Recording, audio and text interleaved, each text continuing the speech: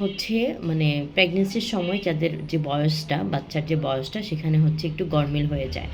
তো হিসেবে বলে যে ম্যাডাম আমার তো হচ্ছে আমার হিসেবে হচ্ছে ২ মাস, তাহলে কেন ২.৫ মাস হয়েছে? আবার অনেকে বলে ম্যাডাম আমার হিসেবে তো ৫ মাস, তাহলে কীভাবে ৫.৫ মাস হয়েছে বা ৬ মাস হয়ে গিয়েছে? কিছু প্রশ্ন আসলে আমার পেশেন্টদের বা আমার ফলোয়ারদের থাকে। সে বলছি আপনি যে হিসেবটা করেন সেটা হচ্ছে মাস তো সাধারণত ৩০ দিনে মাস শেষ হয়। আপনারা হচ্ছে ৩০ দিনে মাসটা হিসেব করেন। ৩০ দিন অথবা ৩১ দিনে। কিন্তু আমাদের হচ্ছে হিসেবটা বায়োল্টাসের মধ্যে যে হিসাবটা আমরা পাই বা আপনাদেরকে বলি সেটা হচ্ছে ২৮ দিনে মাস হিসেব করা হয়। অর্থাৎ আমরা সপ্তাহে হচ্ছে প্রেগনেন্সির সময়টা কাউন্ট করি ৪০ সপ্তাহ।